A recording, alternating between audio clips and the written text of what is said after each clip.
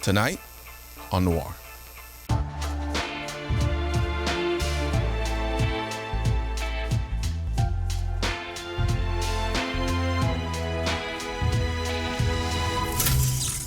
Welcome back to another episode of Noir.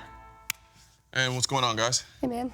Oh, I think Amy's talking about getting some gun training. I am. I mean, you guys know I've been shooting with you now for several months, and as natural as I think I picked that up and as easy as it was for me, I still feel like I've hit this little ceiling, and I need to work on my skills.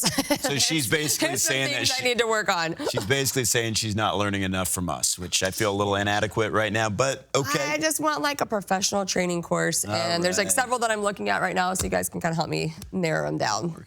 Yeah. Training. It's been on my mind a little bit, and some people, even in the gun community, say that training should be mandatory in order to own a firearm, which makes your right to keep and bear arms a privilege.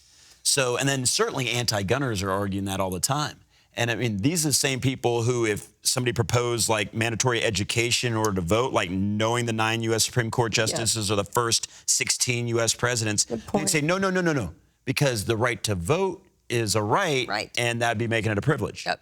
Everyone should get training. Absolutely. If you own a gun, get training. Hell, if you don't own a gun, get training. Absolutely. You never know when you might find yourself in a situation where you're presented with a gun that you could use to protect yourself, even if you didn't own it. More education is always better, right? Absolutely. They intimidate people, but they really are simple. They are, and that's why we advocate so staunchly for the ability to own and bear firearms, because they are the most effective tool at protecting ourselves that we can utilize easily. Yep. Yeah, I mean, I think it comes from a good place. It's just clearly misguided. I personally think that, yes, if you're gonna have a firearm, you need to know how to use it. But on the other hand, I mean, if you find yourself in a situation where you don't have time to go and get that training, well, that should not limit your access to being able to go and get a firearm. No. You know, if that's what you feel like you need to defend yourself. Right. Or lots of people who need firearms to defend themselves don't necessarily have the financial resources to pay for training. True. And that's one reason that we did oftentimes argue against mandatory training for concealed carry permits,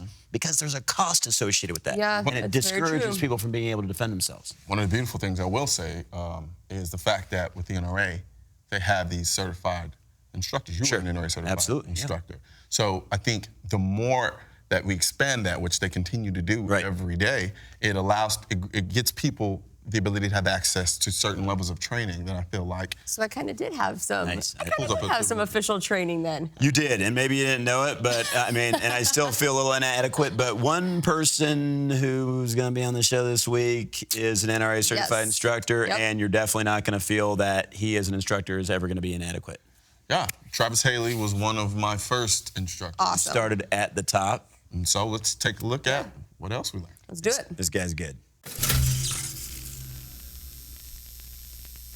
So I think some of the things that I would like to cover today is we can certainly start with a 2-2-4-2-2 drill. I'll just run it and see how you guys do it, and then we'll break it down shotgun style. Cool. Instead of just saying, hey, man, let's run it 100 times just to see if you get better, which we tend to want to do. Let's see if we can go into the processes and control impulses, okay? So what we're trying to do is find a neuromuscular timing between our brains and our trigger fingers, the movement, because we tend to just to focus on the goal itself and not actually focus on the processes. So we'll run it going for the goal, right? Let's go for the trophy, go as fast and as hard as you can, and then we'll see what we can do to fix that. Cool. Tension, control, impulse, control, relaxation.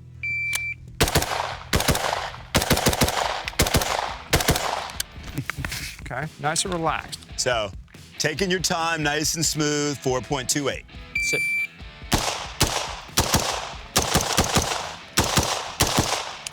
Okay. 4.85, you did not beat him. And you're out of the circle. Let's do it again. Still good. So remember where your sights are. Be accountable for every shot you fire, because look at your low shots. You're getting sucked into that height over bore, because we got, what, about 2.5 inches at least there with the EOTech. Safety on this time, you cheater. Ready.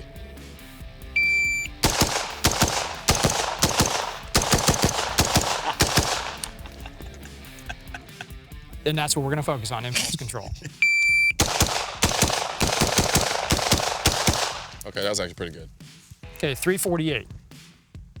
All right, 348. Run it one more time. He can't count either, so. He can't count either. Yeah. So 11 rounds and 337.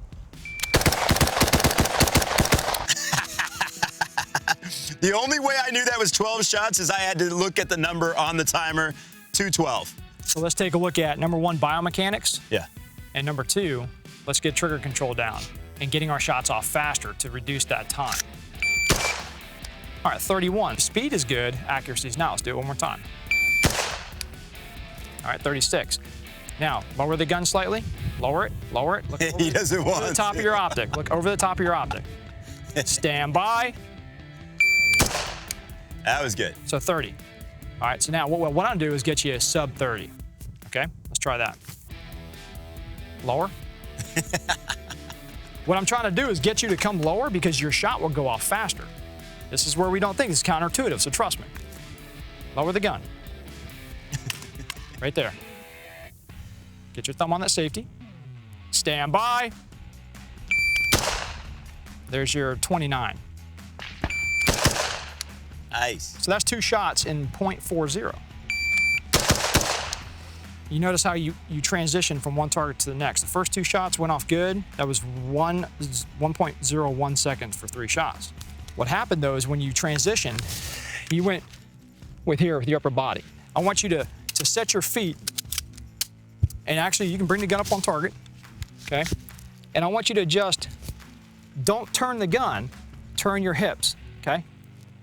Poke your incog holster to the right. Okay? Do you see how your left knee kind of came out? Yeah. Now, there you go. Use the knee to turn the gun. Don't use your upper body like the old tank turn. Okay? So if I want to go to the right, I'll push my left knee out. Good. So that was a lot better. A lot better. A little bit too much of a lean, so you don't need a whole lot to turn, do you? It's all in the hips, man. All right, so now rhythm.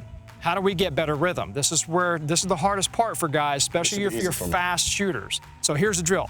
You gotta shoot 5 rounds, but you gotta count out loud, and you gotta say 1001, 1002, 1003, 1004, 1005, 1001, 1002, 1003, 1004, 1005. So did you notice a smooth cadence there? Yeah. Yeah. Now I know I'm off. I started speeding up in my mind, and that bothered me. So I would do this over and over at that pace. 1001, 1002, 1003, 1004, 1005. The other thing we're looking at here besides just rhythm is when you shot the drill, you slapped the trigger a little bit. So now we're starting slower to not slap, and now we'll speed up. So now what I want you to do is go 1 and 2 and 3 and 4 and 5. 1 and 2 and 3 and 4 and 5. 1 and 2 and 3 and 4 and 5. See how it starts to come apart? Even though you're used to shooting faster than that, do it again, except start. And 1 and 2 and 3 and 4 and 5. So that first and is going to get you started better. Okay. Safety off. And 1 and 2 and 3 and 4 and 5. There you go. See, that's rhythm. So remember what that feels like, and you would keep doing that pace over and over and over. Okay. Now watch this. Now we do 1, 2, 3, 4, 5. 1, 2, 3, 4, 5. Okay. So 1, 2, 3, 4, 5. Feeling the trigger, making sure my finger never comes off contact of the trigger. And 1, 2, 3, 4, 5. And 1, 2, 3, 4, 5. 1, 2, 3, 4, 5. 1, 2, 3, 4, 5. Okay, good. Try it again. Okay, boom. That was awesome. Your finger came off on number 4, and that's what we're looking for. But did you feel that? Yes. You felt the finger come off. That you could see that is insane. That's the hardest part, is for us to self-diagnose as we're shooting.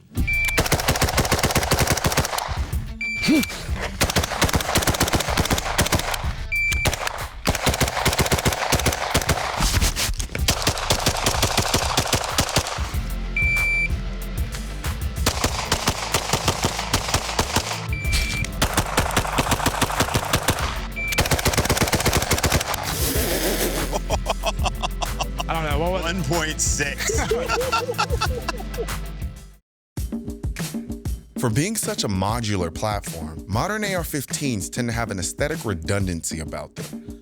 Much like going to Club Live in Miami on a Sunday night. All the girls generally look the same.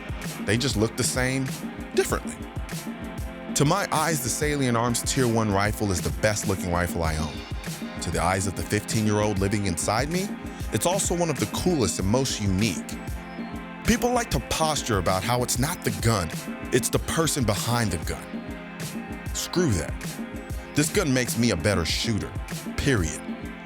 This gun shoots flatter than the Texas landscape and faster than I run whenever I see a wasp.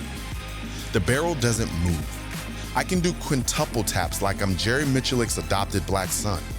The balance this gun exhibits is incredible. It's not an incredibly light gun, but considering the rail is as long as the world is round, it should be annoyingly heavy. Then again, running what is essentially two optics on the gun isn't doing the weight any favors either. With the rifle-length gas system on a 14 5-inch barrel, this gun should essentially be inoperable. But I've shot thousands upon thousands of rounds through it, and it just keeps spitting bullets like it's mad at the world. This rifle is a confidence builder. It almost puts you in a psychotic state of delusion where no one can outshoot you. If you miss, it's because the target moved at the last second, not because your aim wasn't true. In my hands, I'm a better shooter, a better person, an incredible lover, and none of it is true. Well, except the first two, of course. But when this rifle is in my hands, all of it is true. And that's why I love, not lust, this rifle.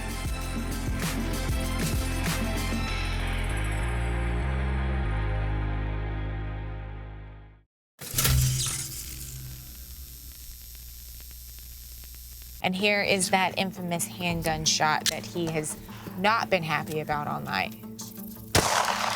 Right.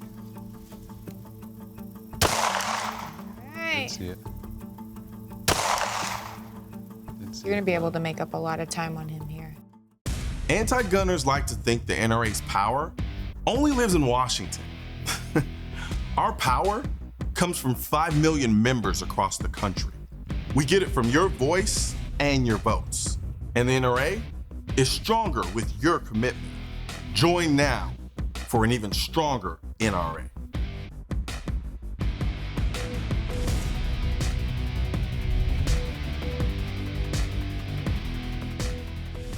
Travis Haley, clearly one of the best shooters that we've had on the show. Easily. I mean, but what makes him so great, in your opinion? Because he takes it above and beyond just kind of an exertion of physical activity. He takes it, he incorporates the mental aspect of it, the emotional aspect of it, the scientific aspect of it, the efficiency of movement. It's not one singular form of study for him. It's everything. It's all inclusive. Right. It's the world. Has it always been like that for him, or did he just reach this pinnacle and he wasn't sure if he could go any further? Right. I don't think it could have ever been all of that at one time, like when he first started shooting or when he was in the military or any of that stuff. I think it really was this thing that grew into, okay, I think I've maximized my physical potential as a shooter, so he had to go to the mind. I mean, you know, he was talking to us about watching ballroom dancing, watching professional chefs in the kitchen for efficiency of motion because they have to do so much in such a short period of time. And so he does, I think that he maximized the physical aspects of shooting. And so he had to go into the mind to figure out how he can become a better shooter. Did you ever do any unique things like that, trying to enhance your skills with basketball? Oh, for sure. I think we've talked about this before, but my pregame ritual was to separate myself and to mentally see myself doing things in a positive manner and doing the things in the game I wanted to do. But he's using the benefits of other tasks to really excel in his shooting, and obviously it shows. I mean, he is, bar none, you know, one of the best shooters that y'all have ever had on a show, and probably, when you say in the world or country world. No, absolutely, he is one of the best shooters in the world, and taking his skills in other aspects and carrying them over into the shooting. We watched him, we were just having a good time doing some shooting, and we were doing something around the berm on the freestyle field, but he actually jumped over the top of the berm and in midair turned and landed in the little footholds that he had already dug himself. What? And hit the gun and was immediately on target. Do y'all have this on camera? I don't know if we do, but I remember. Oh my gosh. Wow. I remember seeing that and just doing one of those. Like that didn't just happen. But when I think about it, I think of Bruce Lee. Right. I do, because it's like Bruce Lee wasn't the strongest. Yeah. He was fast, but he wasn't the fastest at what he did. Right. But he took everything collectively, put it together, and then just created a level of efficiency that just made him unstoppable. Right. You know? But let's take it out to the freestyle field and see what this next stage of our challenge looks like.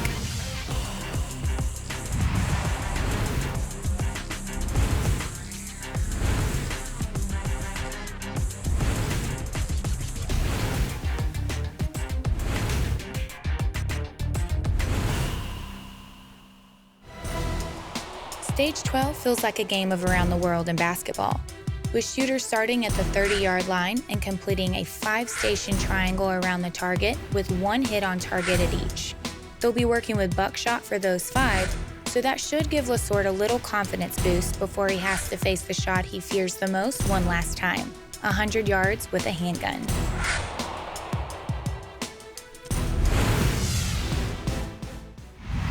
All right, Colion. So we're gearing up for I think it's the basketball stage almost, the around the world type setup. He's already demonstrated he's 10 times better shooter than I am.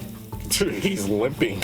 But let's be honest here. You're kind of showing your athlete is coming out because you've managed to get this far without pulling something. That should be something worthwhile, I'm probably right? about 3 strides away from pulling. 40.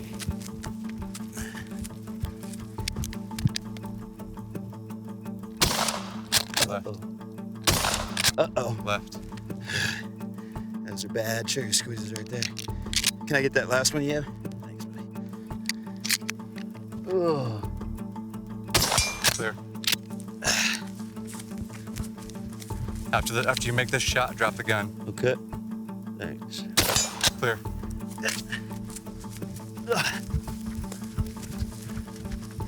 Looking good. 1 shot from the 100. He's definitely, obviously struggling on this run back up here. And here is that infamous handgun shot that he has not been happy about all night. Right. Right. See it. You're gonna be able to make up a lot of time on him here. And if I miss, Clear.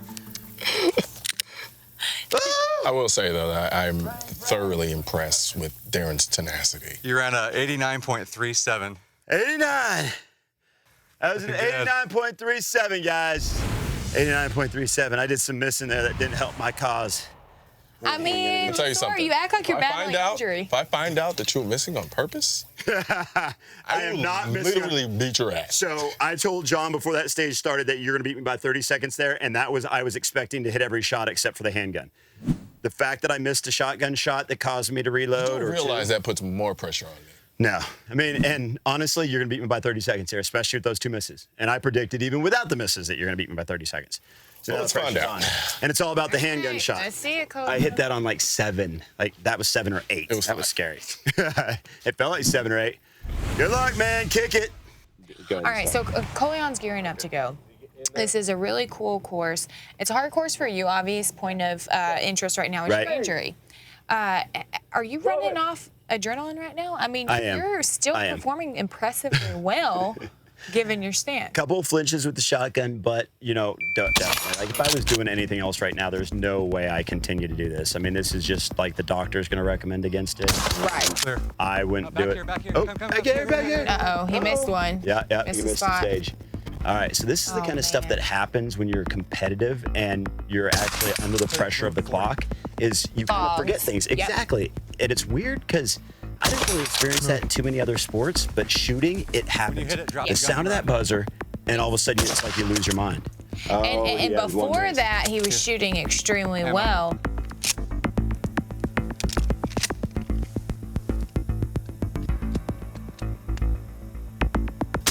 Drop it and run. Drop it and run.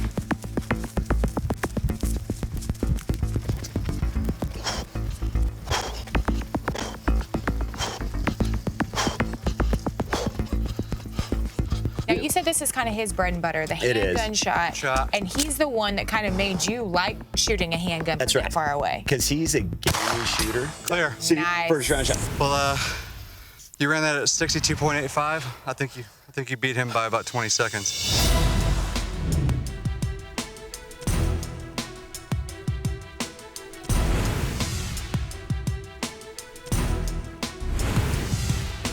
All right, Colion, were you feeling better after that freaking badass handgun shot from 100 yards? No. No, he's still pouting. Still pouting. I was gonna give you props for that because I was so. What, are you leaving me hanging? Fine, but I mean. Put some oomph behind it. I know. I'm still competing against a gimp. Right. You're just not going to feel good about that, I guess. I don't know exactly why, because I'm still trying my best, and I'm not moving that slowly. And you're making up all of your time with the running portion by, most of the time making all those shots. Well, and then I tried, and then the 2 misses at 40 yards with the shotgun. We were shooting buckshot there, and, we were shooting out to 50 yards. Interesting choice. Like, why didn't you go with the slug on that? And I love that you understand all of that, because, a while back, you wouldn't have been aware of the nest slugs, buckshot. No. But buckshot, so we're shooting federal flight control buckshot. Okay. And the pattern at 50 yards even is like as big as a softball. It's amazing how well that shotgun patterns, because normally out of a lot of other shotguns I've shot in the past, the pattern would be as big as a house at 50 yards. Yeah. And so we decided to shoot the buckshot. I still missed at 40 yards twice, and that cost me the reload. You had to reload your shotgun too. Yeah. But I had a bunch of misses at 100 yards, and you hit your first shot at 100, which of course is your specialty, and that's why you helped. It was impressive. Super impressive. It was. Very nice. Well, thank you, but I'm still losing. Well, it's all right, because we have how many stages left? We still have 2 stages, which tons can happen in that amount of time. Right. Well, thank you guys so much for tuning in this week, and check us out next week for the next episode of Noir.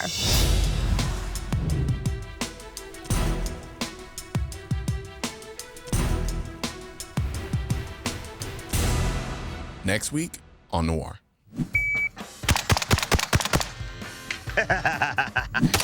LeSoeur is at least shooting better now, but yeah, his movement, he's definitely struggling. He's tough for hanging on, but